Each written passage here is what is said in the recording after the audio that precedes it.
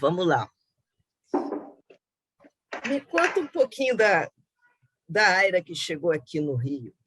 Ontem estava refletindo, né, fazendo alguns trabalhos, refletindo também sobre a vida, sobre espiritualidade, e pensava que a gente precisa ser o mais genuína possível.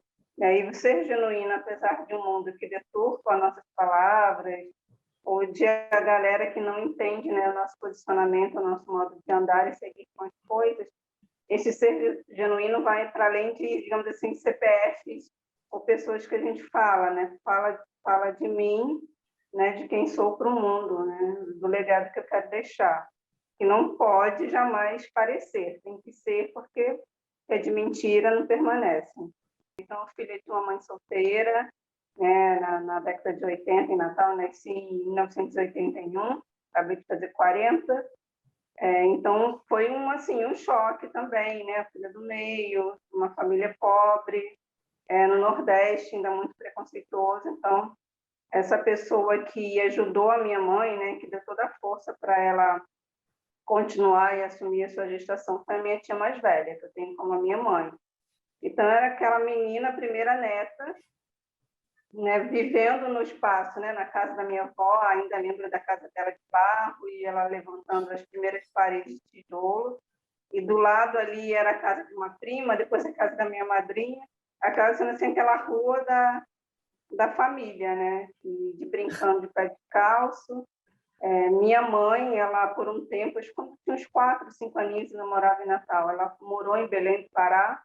Então, quem cuidava de mim era minha avó, né? Tinha mais velha, já casada, mas morava lá perto também, todo dia ia me ver.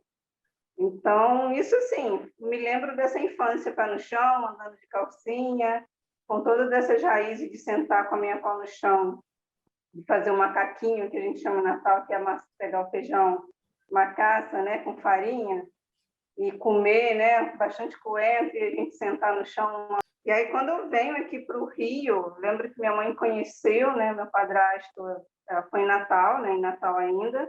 A família não deixou eu vir, né, primeiro ela veio, se as coisas dessem certo, ela poderia voltar e me pegar. Então, a gente, sem saber, ainda vivia essa questão da criação coletiva. E eu lembro que eu vim para o Rio aos 7 anos, mas com muito pesar, porque eu gostava da família que eu tinha, né? Apesar de hoje saber a importância de meu filho ter um pai, né, super presente, mas aquilo ali me bastava, né? E aquele todos os encantamentos de criança, né? Como é que eu falava, na cá é uma casa que tem quintal grande, tem pato, tem bicho no quintal. E realmente tinha quando eu me encantei. Mas foi como você falou, né? Como é que foi esse choque de território? Uma criança, ela vem ainda com aquela toda fantasia, né? Eu vim com essa fantasia de um mundo faz de conta. Digamos que o Rio de Janeiro foi bem o pé no chão, na real, e não achei que foi bacana para uma criança, como eu, né? Então, eu vim para dentro de uma relação, de um casamento que minha mãe tinha super patriarcal, ainda aquela mulher minha não trabalha, né? Então, vi minha mãe passando de uma mulher que buscava sua independência para ser uma mulher totalmente dependente, emocionalmente, financeiramente. Passei também, né, pelos abusos, né, infantis, abuso sexual infantil. E aí, senti mais uma vez o impacto, né, esse rompimento de estar dentro de uma família que eu me sentia segura, para estar a quilômetros de distância, né? Estamos de ônibus, né? De ônibus de Natal até o Rio de Janeiro são quase 3 dias, né? Na época não era comum a viagem de avião, né? Mas devia ser por volta de 18 ou 9 anos, eu queria ir embora. Eu fiquei bolando um plano para ir embora, porque eu queria voltar para minha família, né? E estou percebendo que não era meio assim. Então, eu tive que encontrar estratégias dentro de mim para viver. E eu sempre escrevia poesia. E aí eu lembro, né, uma poesia, sempre fui uma garota também de fé, né, pela educação também religiosa, né, por conta da minha avó, educação religiosa cristã, católica, mas que a gente ainda percebe hoje, né, o quanto a gente ainda é tolhido e é uma sociedade preconceituosa. Então, aquela garota de fé, eu imaginava assim, como eu vou fazer, né? Falar, Deus, eu não quero apenas sobreviver, não vim na vida para sobreviver.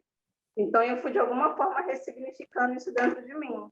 muito na observação da vida, das coisas no quintal, né, brincando com os bichos, com a fé que eu tinha, né, de fazer a primeira comunhão, e ao mesmo tempo queria cuidar da minha mãe também, né? E aí a gente também vai enfrentando, né? De alguma forma eu quis falar, mas você esbarra na cultura do nosso país do silêncio. Não, você tem que continuar aí, porque é assim mesmo, a mãe não vai se separar, ou eu não posso fazer nada. E assim, você vai se confrontando com essa cultura do silêncio que me incomodou muito durante anos. Então, eu vivia no misto de vou fazer algo por mim, vou me emancipar, mas, claro, com esses altos e baixos emocionais de uma criança, né? Que ainda achava, hora me achava feia, hora me achava bonita. Também fui tolhindo o meu sotaque, porque aqui no Rio ainda era muito preconceituoso, por isso que hoje eu faço questão de enaltecer, né? Eu tinha vergonha de falar, né, a mainha, o painho, e era diferente, né? Era a mulher preta, né, com olho puxado, ela não é bonita, ela é exótica. Então foram várias, né, várias marcas, né, na autoestima que foram feitas, foram muitas ressignificações que permanecem até hoje. E aí foi essa infância, né? Eu não sei que em determinado momento eu fiz esse rompimento do não quero mais, mas vivia ainda sobre o mesmo teto. E eu lembro que um dia, vendo a RJTV, eu vi uma reportagem sobre o Cefet, né? A escola técnica aqui no Rio de Janeiro. Na época só tinha o Maracanã. E lá falava do curso técnico, as pessoas saíam, já entram no mercado de trabalho e tinham seu dinheiro. Falei, aí, é o meu caminho para a autonomia. Eu não tinha definido o que eu queria ser, né? Eu ainda estava assim, transitando entre com a garotinha que saiu de Natal e veio para uma cidade e se decepcionou com tudo que eu esperava, mas que também foi construindo alguns afetos, algumas amizades super importantes que permanecem até hoje. Então, quando eu conheci a Bárbara, eu vi justamente a carioca que veio do morro, da ladeira dos Tabajaras, foi aquela família que fala alto, e eu falava, Babi, eu sempre sonhei, eu queria nascer no morro, no Rio de Janeiro, e crescer numa escola de samba. Então, eu vim dessa garota, né, que saiu desse espaço de segurança, né, mas ainda tinha pobreza, hoje eu reconheço, né, da pobreza material, da escassez de alimentos, que muito minha tia, meu tio, minha avó, muitas vezes não deixavam eu ver isso, né? Então, eu tinha aquela sensação de abundância e proteção. Eu acho que é super importante, mesmo nos lares mais pobres, para vir para uma situação e me sentir, por mais que tivesse toda a segurança material, que a gente às vezes se ilude, que é o necessário só para uma criança, eu me sentia totalmente insegura nesse lugar. Então, assim, eu me desconfigurei. Até encontrar e definir, né, olha, eu sou essa pessoa, demorou tempo. Mas uma das coisas que ficou muito marcado em mim, e que minha avó falava muito, né? Minha avó era uma pessoa muito dura, e entendo hoje que ela era dura porque uma mulher se separou e ia cuidando de 6 filhos, lavadeira, passadeira, e tinha que dar conta de tudo.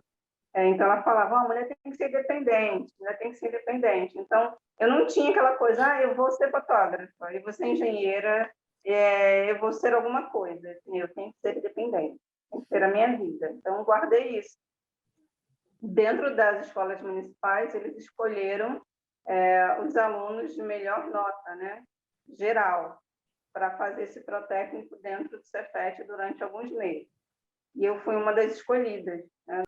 Então, foi aonde a gente aprendeu a pegar o trem. No início, a mãe de cada um ia levando, né, de Ramal Santíssimo até São Cristóvão.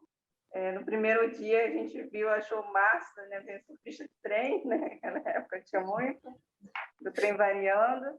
Se repetisse no técnico, repetia no médio. Não tinha ainda a dependência escolar. E toda a matemática, né, geometria analítica, foi muito fraca, né, na escola municipal. Então, eu entrei lá estudando o que eu não tinha aprendido na 6ª, 7ª, 8ª, para entender o que eu estava aprendendo ali no primeiro ano do ensino médio. E eu queria desistir, entendeu? Mas fui em frente, terminei, e aí fui seguindo, né? Essa mulher também, menina, essa menina, mulher, que deu um tempo estudando, trabalhando. Depois que eu terminei os estudos, eu logo consegui um estágio, né? Era um bom estágio para a época, né? Mas eu lembro que era um excelente salário, né, para uma estagiária. Então, foi um momento assim, que eu comecei a comprar tudo que eu gostaria de comprar, de sair, e ao mesmo tempo fui essa mulher também, ainda de igreja, e eu ia por conta própria, ninguém me obrigava, não. Eu até que converti minha mãe. Eu retomei esses encontros na igreja, e na época eu conheci a renovação carismática, aí virei liderança, aí entrei dentro de um grupo de jovens, sem experiência nenhuma. Eu fui fazendo as coisas, chamei amigos, chamei desconhecidos. Quando eu vi, estava num domingo, a quadra lá do Colégio Dianética, ali em Campo Grande, na Rua Linda Elis, a quadra lotada, e eu sem saber o que fazer, mas foi um evento lindíssimo, e aí eu fui percebendo que eu tinha tato, né? Ainda sem entender o que é essa liderança, eu tinha tato para cuidar da coletividade. E eu fui seguindo assim anos, né? Estudando, trabalhando, mais na área técnica. Depois eu entrei nesse primeiro estágio, fui para uma empresa, ainda como estagiária, né, de médio porte. E lá eu fui contratada, e na área técnica também. E lá encontrei um chefe maravilhoso, que é esse me permite sonhar, né? O que você quer fazer? Eu falei assim, eu não sei. Ela falou assim, eu acho que você tem jeito para ser engenheira. Aí eu falei para esse chefe, olha, eu sei que eu estou trabalhando aqui, eu sou técnica em mecânica, mas eu queria fazer dança. O senhor paga, então, para mim, né, uma aula de dança? E tinha um curso técnico que era maravilhoso aqui em Campo Grande, eu morava aqui ainda na época, e aí tinha tanto a história da arte, né, do balé, e tinha as aulas, né, práticas também. Cheguei a fazer quase um ano. Aí, no final desse ano, eu falei, não, olha, não é mais o que eu quero, eu posso fazer serviço social. Assim, acho que foi importante também as pessoas ouvirem, né? Tem alguém para ouvir, falando, não, você tem que fazer isso, né? Quando a gente obriga o outro, obriga o jovem, uma criança a ser aquilo que ela não quer ser, ou simplesmente não permitir que ela tente ou sonhe, né? Ou não dá aparato para isso, olha quanto a gente está tolindo, né? Das pessoas experimentarem na vida, né? E aí ele permitiu também, falou, não, tudo bem, eu ainda acho que você tinha jeito para ser uma boa engenheira, mas eu vou te apoiar. E ele me ajudou. Eu fiz 3 períodos de serviço social, mas, como eu te falei, eu tinha muita preocupação nesse momento de ter a minha casa, o meu canto, né? Com o meu primeiro salário, eu só ia gastando, não ia tendo essa orientação, né, financeira de como guardar, que hoje ainda, né, a maioria da população preta, pobre, periférica não tem, nenhuma orientação de como administrar o seu dinheiro. E ali na faculdade eu percebi, poxa, como assistente social, também por falta de informação, tá, Dri? Que hoje tem vários caminhos. Eu não vou conseguir ter a minha autonomia mais rápida do que eu gostaria. Eu gostava, mas ainda ficava com aquele coisa assim, se eu for pela área técnica, eu acho que eu vou crescer, vou ter um caminho melhor. E aí eu tranquei a faculdade de serviço social, comecei a fazer engenharia de produção, numa faculdade particular. Era uma das poucas mulheres ainda a fazer particular porque eu precisava trabalhar e estudar, eu tinha, assim, precisava disso, né? Não tinha que me ajudasse dentro de casa, mas assim, a casa, beleza, tinha o apoio da minha mãe quando ela tinha o dinheiro para dar, mas esse sustento, essa independência de comprar minhas coisas, produzir, era comigo. Então eu precisava estudar e trabalhar. E aí comecei a fazer a faculdade de engenharia. Alguns anos depois de 5, 6 anos nessa empresa, eu mandei currículo para uma multinacional e entrei, ainda como técnica. Trabalhei lá durante 11 anos. Mas Durante 11 anos era engenharia de quê? Porque tem várias produção, engenharias de produção. engenharia de produção. A engenharia de produção hoje ela une, né, muita parte de administração também e todo esse know-how do engenheiro, né, de conduzir, de administrar as coisas, de ver a parte operacional do cálculo. Então eu fui me entendendo ali, falando, poxa, que legal, eu gosto disso. Aí eu entrar também nessa multinacional foi bacana, que eu entrei na área de qualidade, depois planejamento, Mas ali eu também, né, eu achava assim, poxa, eu vou ser uma engenheira, vou ganhar, né, um bom salário, vou ter minha independência. Com o dinheiro que eu ganhava, eu consegui comprar uma casa, né, no bairro ainda. E aí fui morar sozinha, né, pertinho da minha mãe, mas fui morar sozinha.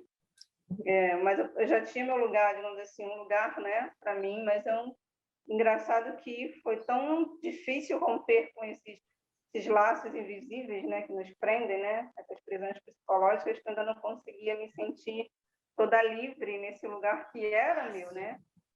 Mas eu tinha, né, como qualquer mulher que trabalha, que estuda, tem a sua ambição. Estou estudando, estou fazendo uma faculdade, eu quero galgar cargos mais altos. E esse cargo nunca chegava, né? Porque a régua, né, para a mulher preta está sempre lá em cima. Você sempre tem uma desculpa que, assim, que você olha para o lado, a pessoa tem menos qualificação e a pessoa chegou. E aí eu fui entendendo, eu ainda não era uma pessoa letrada racialmente.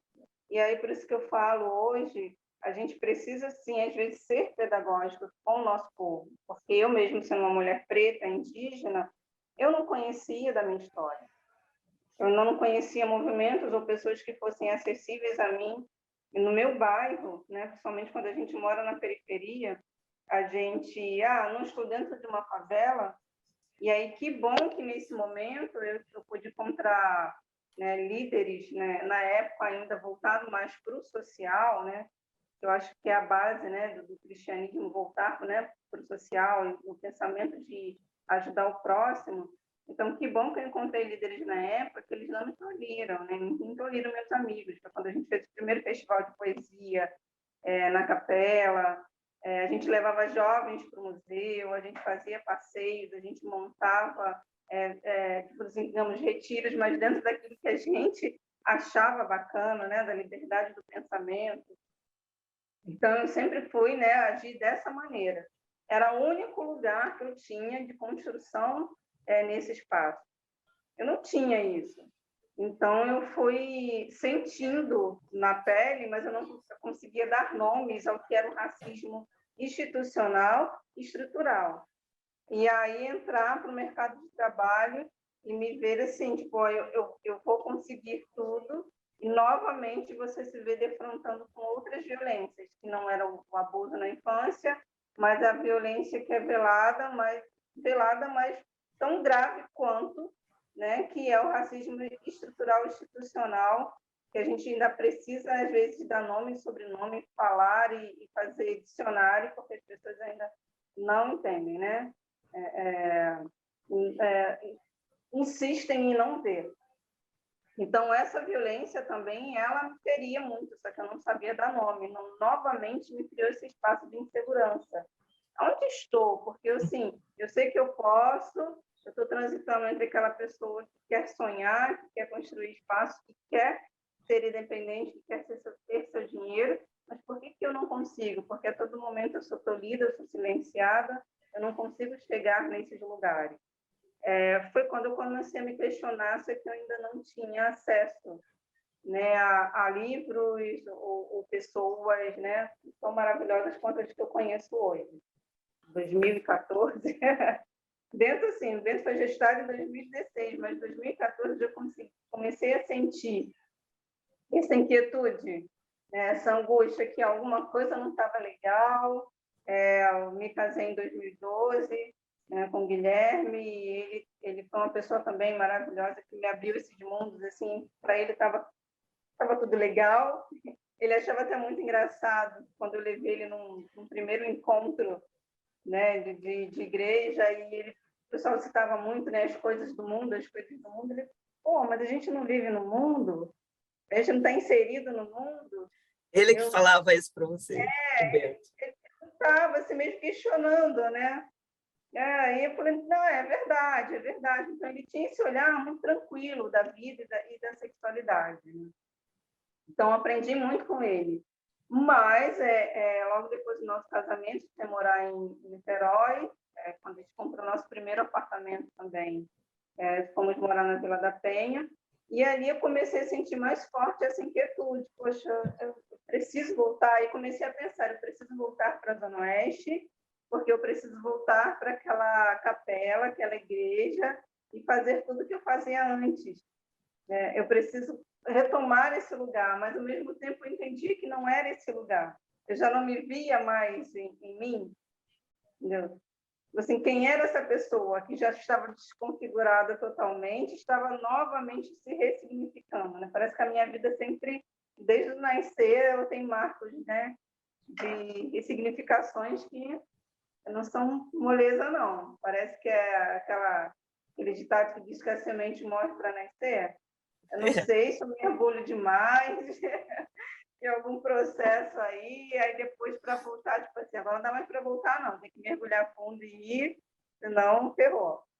E aí, começando a estudar sobre a minha história, sobre a minha origem, a origem da minha família, já viajava para Natal com outro olhar, de conversar com a minha avó, qual é a história dela, por que ela veio para Natal, quem é a minha bisa que casou tão cedo, quais as heranças que a gente traz, porque o nosso olho é puxado. Então, comecei a ter um outro olhar que não é só para Natal, vou curtir minhas férias, eu venho matar a saudade da minha família. Eu já queria colher toda aquela história porque elas estavam indo embora, né? As mais velhas estavam indo embora e os mais novos estavam normalizando as coisas ou então não valorizando. Porque a gente, mais uma vez, só valorizava o material. A Aira está melhor, a tia Rose está melhor porque elas estão no Rio tem mais condições. E não entendia que quanto nossa família tinha dessa riqueza cultural e espiritual. Não tinha material e não tem até hoje, mas tem uma riqueza cultural e espiritual tão grande que a gente estava deixando morrer.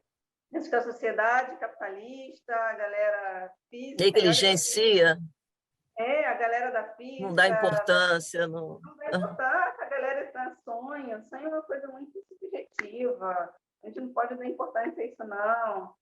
Isso aí é superstição. E a superstição é uma coisa também, né, marginalizada, desconsiderada. E a gente coloca a superstição, coloca o sonho, coloca a intuição num lugar algum, né? Ou no máximo assim, vou deixar esse chinelo virado não, porque pelo sim, pelo não, mas você não dá a real importância ao que você sente, né? Aquele comichão, né? Que vai Sim. no teu coração. Mas Ele é permitido desde que ele continue sonho, né? Mas Pode assim, realizar. se você chegar numa reunião de trabalho e falar, olha, eu não vou falar isso porque eu senti numa intuição que a gente não tem que conduzir o projeto dessa forma, vão rir da tua cara, né? Então, a gente tenta hoje, de uma forma mais bonitinha, né? Contornar e validar também, dentro da nossa experiência profissional técnica, unir também tudo que é subjetivo, que tem real importância, senão a gente não teria dois lados de um cérebro, né? Mas, digamos que eu me senti tirada daquele território que eu estava sendo construída para outro território que eu tive que reaprender e eu não sabia como. Então, anos depois, digamos que em 2016, mais forte, eu me vi, eu preciso voltar a esse território e agora eu quero ser quem eu sou. E quem é a Aira? Quando eu retorno, eu vi minha avó cada vez mais debilitada, já caducando, e aí brigava com a família. Minha tia casou lá na época do pré-natal, ela não foi no casamento. Já tinha mudado tudo. Assim, mas acho que ela, assim, a idade, né, a sanidade dela era assim, uma mulher muito ativa. Toda vez que eu ia Natal, olha, para ver se ela estava pendurada no portão pintando a casa. A minha avó estava inventando alguma nova forma de vender alguma coisa. Ela sempre estava fazendo alguma coisa, né? Sempre. E ali, naquele momento, eu já vi ela muito debilitada. Ela fazia, mas esquecia, já não podia ficar mais sozinha. E eu levei ela, eu lembro que a gente tentei, nesses 6 dias que eu fiquei em Natal, levar toda a família para um passeio no litoral. E não dava.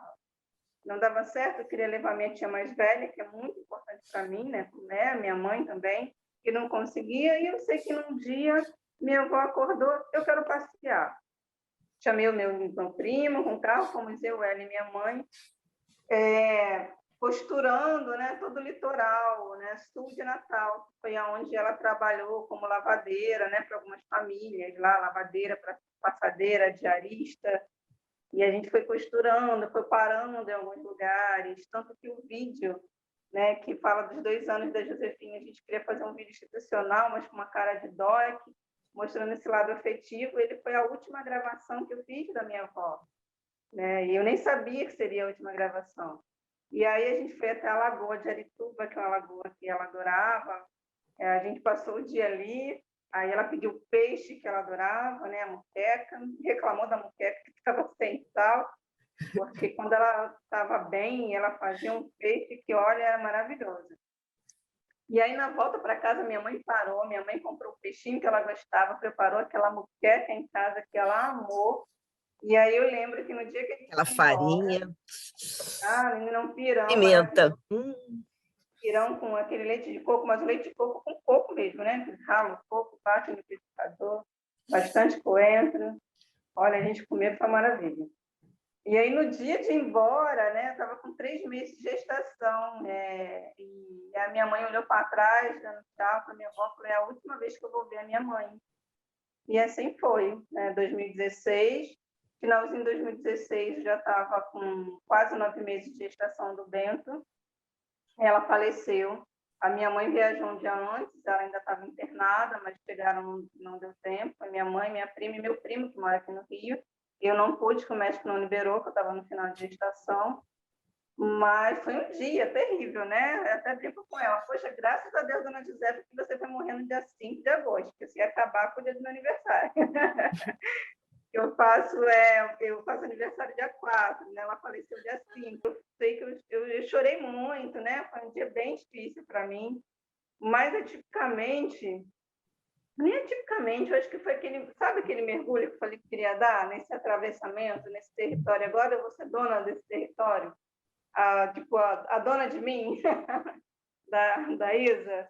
Sim. Então, eu mergulhei nesse território, nessas águas internas, e comecei a sentir uma ligação mais forte com a minha avó, né? Cada vez mais forte, um desejo cada vez mais ávido de mergulhar na minha história de vida, né? A afro, a indígena, e fui misturando, né? Tudo assim, comendo todo dia um pouquinho de cada coisa, ainda tudo muito misturado, mas eu fui caminhando, né? E cada vez mais conhecendo essa que eu sou. Tentei abrir um negócio com meu marido na época, eu acho que eu ainda queria ser aquela mulher empreendedora, porque minha avó era, meu tio era, eu sempre fui a Natal, meu tio ele tem uma barraca até hoje, que antes era uma vendinha, agora está se transformando em coisas de eletrônicos, e sempre via ele nessa tentativa, muito inteligente também, mas ainda muitos percalços, né? Mas hoje eu fui entendendo que não deu certo também, né? Por conta da inexperiência, levei um golpe, mas o que influenciou mais foi a falta de identidade e de conhecimento de mim, da minha história. Por isso, quando a gente entra nas Josefinas hoje, né, vou falar dela, e a gente trabalha em 3 pilares, que é o autocuidado, a cultura e o empreendedorismo, não dá para andar sem esses 3, porque se eu falo que eu vou falar para você, Adriana, hoje eu vou abrir um negócio maravilhoso que vai dar super certo. Isso não está enraizado dentro de mim, ele não vem fortalecido por uma cultura, por uma história, por um embasamento, ele não vai permanecer. E aí, o que eu fiz? Eu estava em licença maternidade, retornei para a empresa, então, que eu trabalhava, meu filho na creche, mas eu peguei desse momento, né? Eu tenho esses momentos, né? Nada mais vai acontecer, vai dar certo, eu não quero saber de nada, eu vou viver a minha vida, classe média, baixa, normal, não quero me meter em nada. Eu vou chegar do trabalho, vou ver minha novela, doce ilusão, tá? De vez em quando eu tenho uma dessas, tá? Mas foi assim, né? Tipo, uma semana eu já estava, poxa, eu não vou ser feliz dessa forma. Eu tomei a terapia, mais uma vez, uma pessoa maravilhosa, e além da terapia, né, que me ocupava a segunda-feira pós-trabalho, eu trabalhava de segunda a sexta o dia inteiro, após a terapia na segunda e nos outros dias da semana, eu ia para outros espaços, né? Espaços que eu nunca me permiti ir, porque eu sempre estava trabalhando loucamente, tentando garantir meu sustento. Então, eu ia para encontros literários, eu ia para uma roda de conversa, eu conheci a rede de profissionais negros, né, que hoje está mais no WhatsApp, mas foi a partir dali que eu conheci conexões muito importantes para mim e para as Josefinas hoje, para definir quem é essa mulher que eu sou hoje. Então, foi nesse 2017, eu fui fazendo toda essa trajetória, né, definindo quem sou, eu ia nesses encontros, conhecendo pessoas e lendo, fui para as oficinas de escrita da Carolina Rocha. Ali eu percebi novamente a necessidade de voltar a escrever. Eu estou feliz de contar para você como é importante também de a todo momento a gente se permitir, né, sonhar e construir, ainda que não esteja tudo perfeito da forma que a gente acha que tem que estar perfeito, ainda mais quando a gente volta novamente a esse lugar, entendendo essa mulher preta periférica, da criança, do jovem, onde não é nos permitido sonhar. Reproduzir, né, o tempo todo, mas criar, não. Onde Carolina Maria de Jesus fala, não lembro do trecho do livro, né, mas ela refere muito isso, né, a nova senzala, né, é a caixinha que nos é permitida ficar, né, e aí romper com essas caixinhas, muitas vezes perguntam, olha, será que eu posso? Será que isso vai ficar bom? Eu queria agora retomar, né, essa mulher, esse território, né, tanto o território, esses marcos mesmo, a mulher, território, eu, com minha pele, minha aparência, o meu ser, eu gosto disso, né, eu gosto de quem sou, então a gente sabe que a gente cresce com esses marcos, não conhecendo a nossa história, como você falou, né, história por telefone, foi apagada, foi silenciada, foi colocada num lugar de demonização, tanto que tipo, eu ia pegar doce de Cosme e Damião, eu não ia pegar na porta do centro, porque já vinha toda aquela construção de casa que não pegue lá, porque tem isso, tem aquilo, né?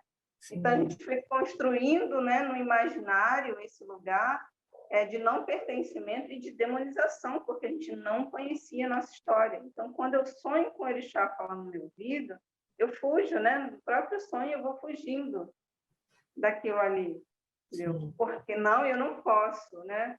E aí, eu não posso nem assim, eu posso optar por ser cristã, por ser evangélica, por ser budista, por ser ateia, mas eu acho que como obrigação a gente precisa conhecer, sim, seja povo preto, afro-indígena, povo branco, a gente precisa conhecer a real história do nosso país, que nos foi negada durante muitos anos. Então, assim, eu vi nesse sonho como uma necessidade de conhecer mais a história e também a minha espiritualidade, quando eu conheci quem nós somos, né, nesse país, né, colonizado, né, tão separado, quem nós somos, qual é a nossa história verdadeira. Tudo isso aí foi matéria-prima, digamos, para nascer as Josefinas em 2019. Em 2019 também, eu já conheci o movimento Black Money, que foi lá naquela construção de redes em 2018. Eu lembro, eu também lembro. Então, foi ali, então, em 2019, eu comecei a fazer essa formação com eles, e eu lembro que, gente, o que eu vou montar? O que eu vou fazer se esse dinheiro do processo não sai? Eu vou trabalhar em quê? Comecei a imaginar como sendo mentora, né? A palavra mentoria estava na moda e consultora, mas eu falava, quem vai dar trabalho? Uma mulher preta da periferia, mesmo tendo meu currículo bom, estudo, toda a capacitação, porque eu já vinha daquelas inseguranças sim. Lá, né, do racismo estrutural e institucional. Mas foi. Eu lembro que no finalzinho do Africa Tech, foi em um mês, né, foi em janeiro todo de 2019, eu acordei de madrugada e falei, é lá.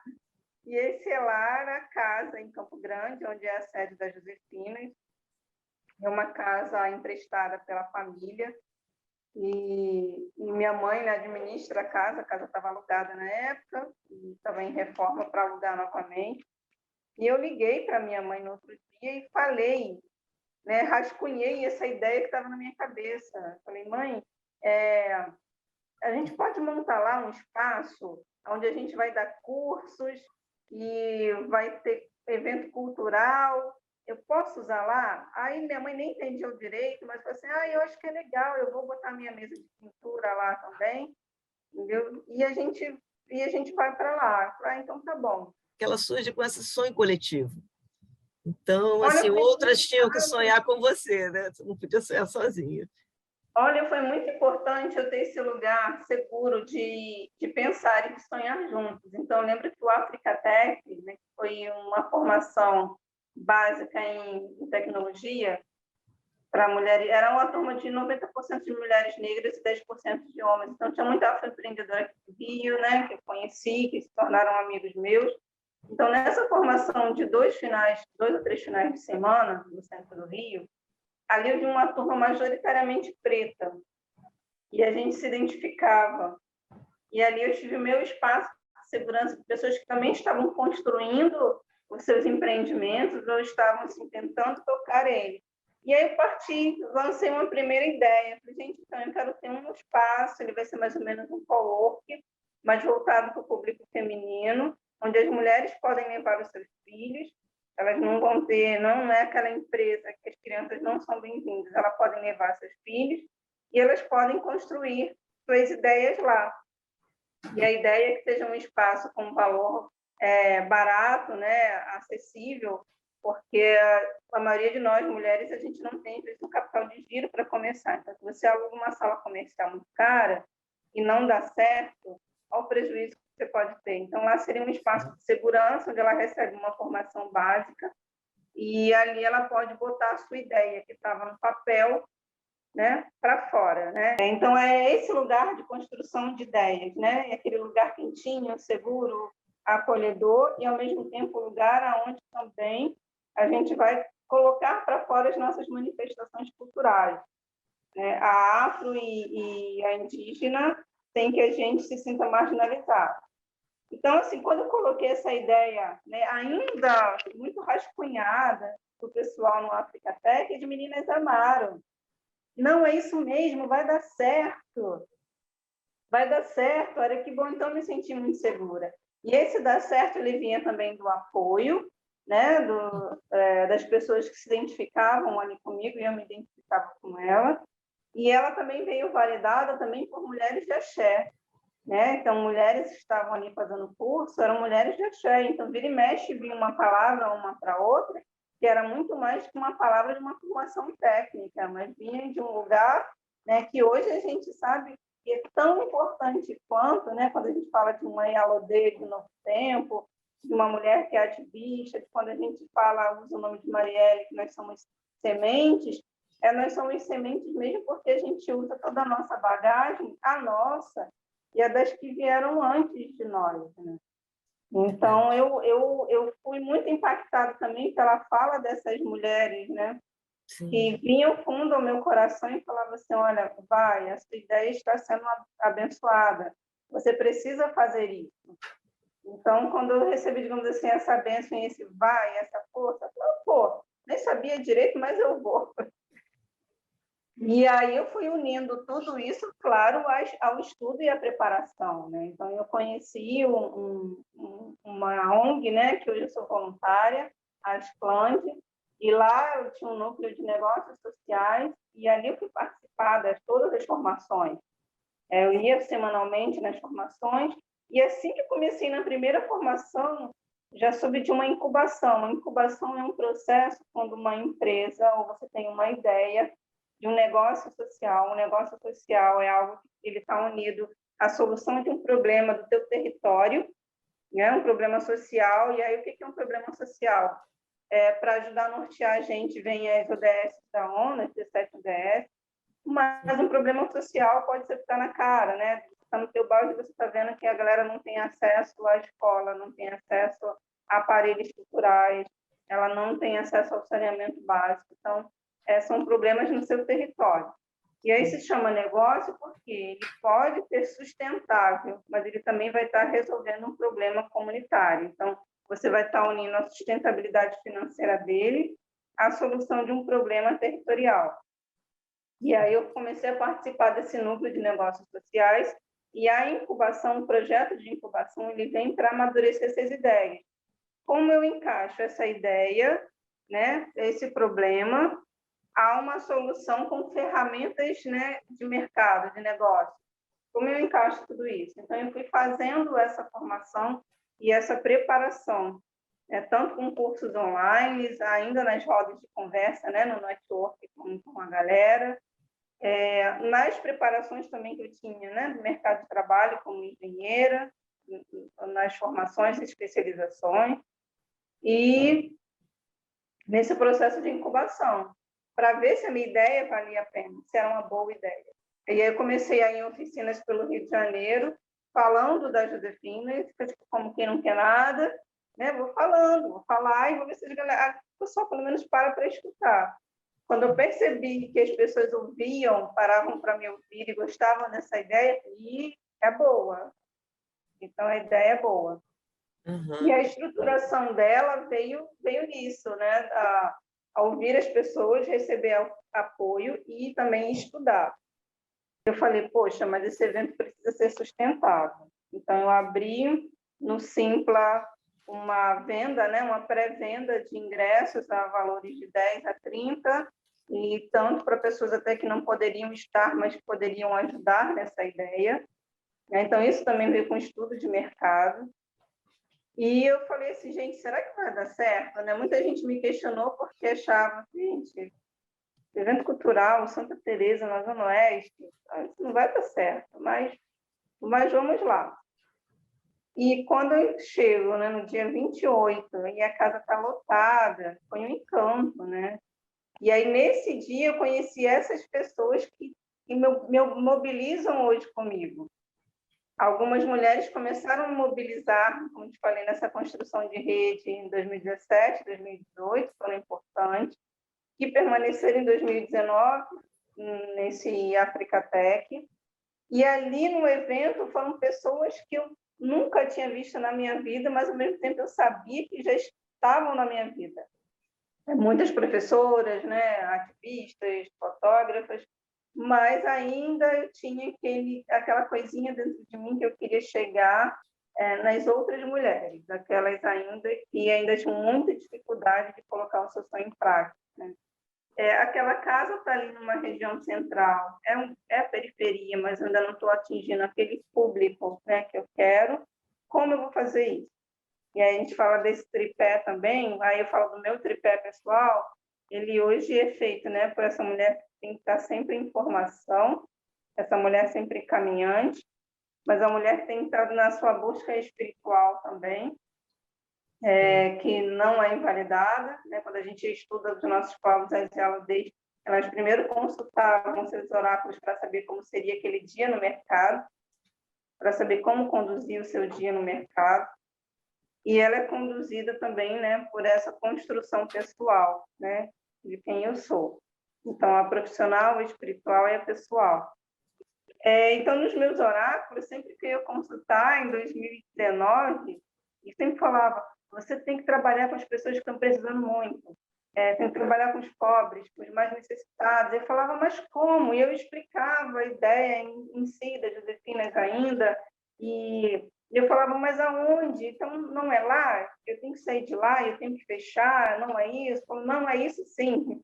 É lá que você tem que estar, é desse jeito, mas você tem que acessar essas pessoas. Em 2020, né, como você viu, veio o auge da pandemia, e aí uma rede de 20 mulheres, né, que eu fui conhecendo nesses processos desde 2017 até a inauguração da casa, que foram ficando e foram construindo comigo, e cada dia, cada mês era uma ideia, né? E como é que é esse espaço agora? Como esse espaço é feito? E ainda estou me conhecendo, como você falou, montando esse quilombinho, né? Me entendendo como gente. Porque, olha, então, gente, por que eu não poderia pensar numa coisa sólida, concreta, tão simples? Como eu vou construir esse plano de negócios desse lugar que eu ainda nem sei que lugar é esse, né? Mas estou lá, estamos construindo dia a dia. Em 2020 veio o auge da pandemia e eu fui impactada, né? Eu estava já como consultora, mentora, e eu falei, gente, se eu estou impactada, imagine essas mulheres, né, que dependem dos eventos para viver. E começamos a montar essa campanha Pó Empreendedora Periférica, que foi onde veio esse tanto de mulheres que está hoje na rede, né? Hoje cerca de 140 mulheres, né? Agora, né? Juntando esse período todo. Uau. E aí eu estou nessa reconstrução novamente, Bri. Ontem eu tive um momento muito, muito lindo, né? Muito forte, espiritual. E eu falava de, vamos gestar novamente?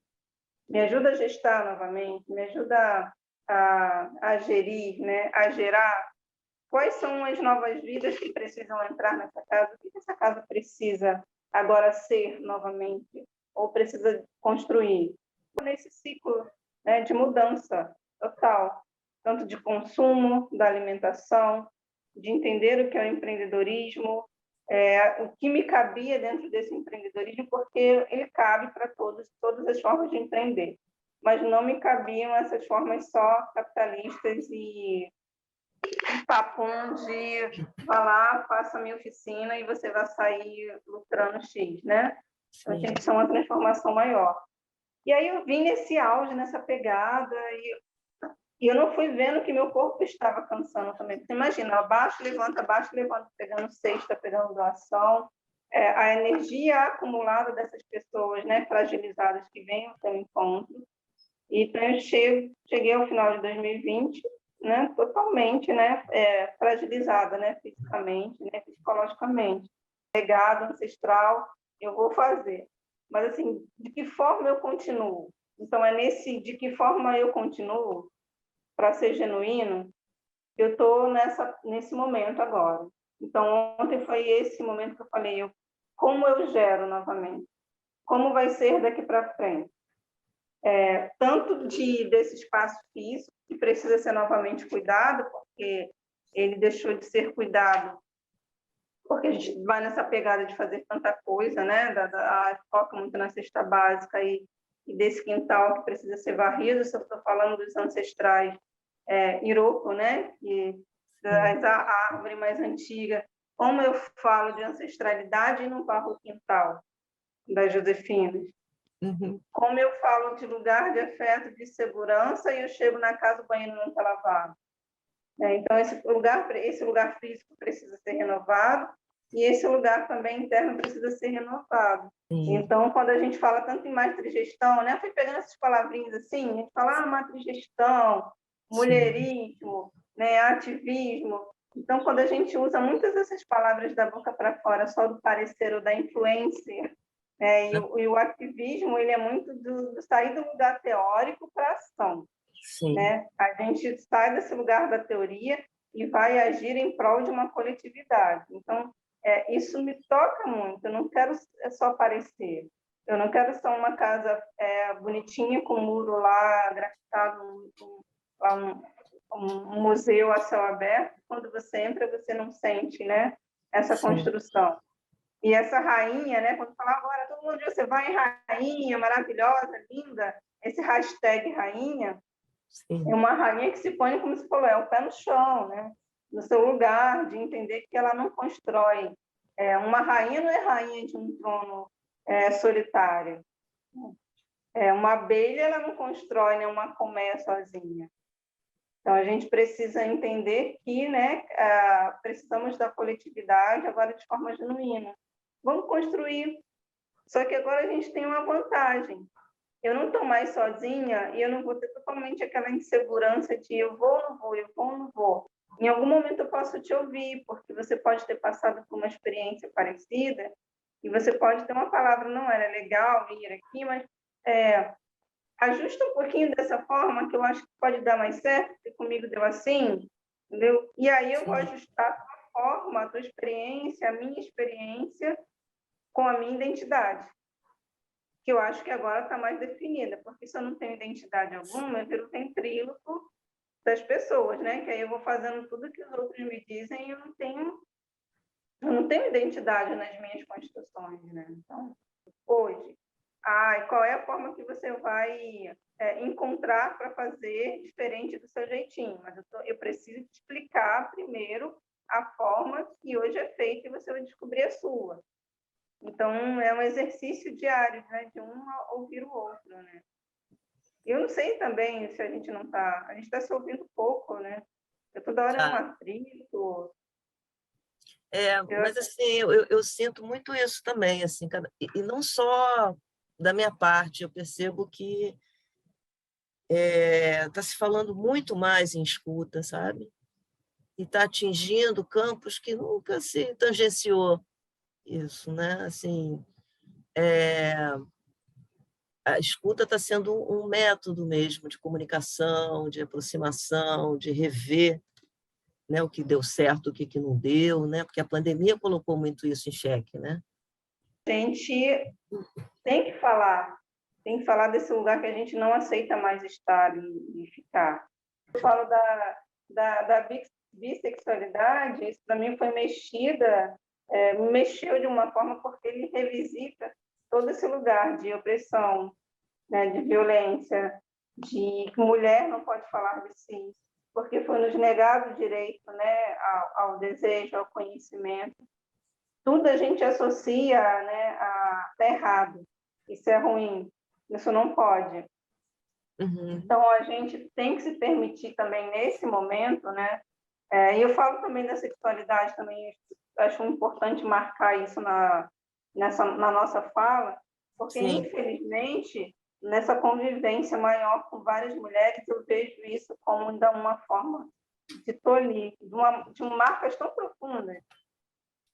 Então, eu vejo muitas, né, adoecidas emocionalmente, tomando remédios fortíssimos, tarja pretas, então, porque está tão crescente isso, porque isso vem também de tantas mulheres, né, que ditas aí loucas, né, porque essas mulheres adoeceram emocionalmente, porque elas, imagina você ser a todo momento tolhida de quem você é. Sim. Imagina a todo instante você ser tolhida da sua sexualidade, seja lá qual for, de você Sim. não ter direito ao protagonismo da sua vida. Isso vai adoecendo qualquer pessoa. E tornar esses espaços de segurança, como você falou, que é óbvio, né? Como você falou, não é óbvio, é direito básico, mas que não está sendo colocado em prática. Tipo... reivindicar esses lugares de segurança e definir, olha, eu quero isso aqui é meu direito. Eu tenho direito à segurança alimentar, né? Como mulher, eu não posso deixar de comer bem, entendeu? Eu preciso dessa segurança para tocar o meu negócio, eu não posso ter a incerteza se eu vou voltar para casa ou não depois de uma feira, porque eu posso ser violentado no transporte público, se tiver o transporte público. Eu acho que nós temos que nos mobilizar mesmo para garantir a nossa mobilidade, para garantir a nossa segurança sexual, a nossa alimentação, o nosso autocuidado, sabe? Ampliar essa visão de segurança. Tem que aceitar também, entender as diferenças, né? Diferenças de corpo. Sim. E aí, quando eu trabalho também, como eu começo a construir eu e você, para a nossa geração, para as gerações, né, das meninas que estão crescendo agora, essa segurança também, né, corpórea, né, no corpo, assim como o alimento, corpo, espírito, eu preciso tratar desse corpo de forma diferente, né? A gente foi se perdendo nisso, e isso vai influenciando em coisas muito particulares do corpo da mulher. Então, quando a gente entende, né, que assim, a cólica constante, às vezes, está associada também a uma insegurança, a uma violência, a um desconforto. Por que o sexo dói tanto se não era para estar sendo assim, se é para ser prazeroso? Sim. O que essa alimentação influencia, né, no corpo feminino? E quando a gente fala também do corpo preto periférico, por que a mulher, muitas vezes, eu tenho atendido mulheres que têm deixado de comer bem para alimentar os seus filhos? E aí eu falo até para elas, parto do princípio, não tem como você viaja lá, quando viaja de avião, tem uma instrução, coloque primeiro o oxigênio em você para depois colocar nas crianças. Então, como você é uma mãe solo, sustentando todo o pilar dessa casa e você não está bem alimentada? Como você vai ter disposição diária para estar ali trabalhando, construindo, inventando, inovando? Você falou está cansada. Esse cansaço vem só de está desanimada, ela não quer nada. Pode ser uma má alimentação, uma má a administração de um remédio. Pode ser uma falta de sono. Falta de cuidado psicológico. Muitas mulheres procuraram tratamento psicológico não têm acesso a tratamentos gratuitos. Então, quando tem, é empurrada para ela uma tarja preta que faz com que ela também perca a sua capacidade de criar. da sua sim, criatividade, porque ela está ali dopada o tempo todo. Então, é isso que eu embotada. quero, é isso que eu quero para a construção de uma sociedade que precisa ser reconstruída por mulheres, para Muita poder... expropriação, sabe, Aira? Não dá mais, é expropriação de tudo, né? Ameaça de tudo, você tem toda a razão. É insegurança o tempo todo. Você tem toda a razão, acho que você chegou nesse ponto mesmo de essa tua análise aí, eu concordo totalmente, assim, né? A gente tem que perceber melhor as violências que a gente está sofrendo, denunciar e informar o povo, porque isso tem que acabar, isso tem que ser combatido. Eu falei aquilo que eu sentia Sim, nesse momento, né, de quem é essa, né, essa pessoa, essa menina que tinha um território, né, ou achava que tinha, estava na construção do seu território, né, e aí uhum, se encontrou novamente, e aí eu volto, né, uma das coisas que me marcou muito quando eu estava mudando, né, esses rumos da minha vida, que eu não me basto a mim mesma, né, eu preciso desse outro, né, do outro, da outra, né, sim, para que a minha existência se complete. Então, esse território, como você falou, esse território ele não é um território egoísta e não quer ser só ocupado, né, por uma pessoa, ou então, como você falou, eu estou na segurança da minha casa, achando que está tudo bem comigo, com sim. meu filho, com a minha família, se a gente está numa insegurança geral aí fora, um agente transformador. Não, acho que a gente mais do que nunca precisa ser esse agente transformador. E eu acho que falei tudo que eu queria falar. É ótimo, maravilhoso, está muito lindo. E aí, se achar que está faltando alguma coisa, falar complemento, você pode me falar. Tá, E o presente que eu quero deixar, sim. né, para a próxima, essa conseguindo enxergar, essa aqui é uma pedra. Tô vendo. Essa aqui é uma pedra, essa aqui ela foi pintada pelo Bento e por minha mãe. Outro dia eu Ah, colocava nas minhas redes sociais, a pedra ela tem um significado importante na nossa vida. Minha mãe sempre gostou de pedra, há muitos anos, né? E eu lembro que onde a gente vai, principalmente vai em Natal, a gente vai numa praia, vai numa cachoeira no Rio, e a gente volta cheio de pedrinha na bolsa. E eu acho que é uma forma que a gente encontrou de ressignificar os problemas que a gente não consegue falar uma com a outra, assim, de cara. Então, a minha mãe pinta pedras durante anos, ah, paisagens na pedra. Todo mundo às vezes pergunta quer vender, quer, se ela vende, mas ela não vende, ela pinta quando ela está afim. E entendi. aí a pedra virou esse espaço de ressignificação, de segurança, de marcos. E aí eu observei que no final do ano, quando o Bento viajou com nós duas, a gente foi para uma praia no litoral de Natal, a gente ficou nós três, 2 dias, 2, 3 dias nesse lugar, a gente ia andando e catando as pedrinhas. Vamos levar essa pedrinha aqui, essa conchinha aqui. E ele, igual um Cicerone também, assim, ia catando, correndo, e no vai e vem das águas, pegava as pedrinhas. E essa aqui é uma das que ele pintou Que lindo, com a minha mãe. que Então, acho que a especial. gente deve significar as pedras do caminho, fazer Sim. delas marcos também, né? Aham, Como que você falou, ótimo. às vezes a gente marca as pedras do nosso caminho de uma forma muito negativa. Então, que tal a gente fazer dessas pedras marcos, né? Pinta. As pedras no nosso caminho, né, Aira? Então, vou deixar essa pedrinha aqui. Se eu não Tá. conseguir estar ao vivo, eu peço então que a próxima pegue uma pedrinha aí na sua região, nos seus ativismos, nas suas andanças, no seu caminhar. Pega uma pedra dessa e bota como marco. Olha aqui, ó.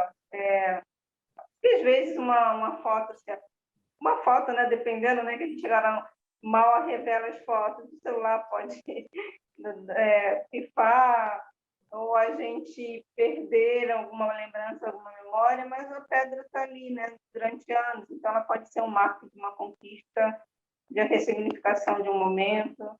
Então, se eu não puder dar ela pessoalmente, que essa companheira próxima possa pegar uma pedrinha aí e fazer dela um marco do seu instante de vida. Irmãzinha querida, todo beijo do mundo para você. Feliz Beijo para você também. aniversário.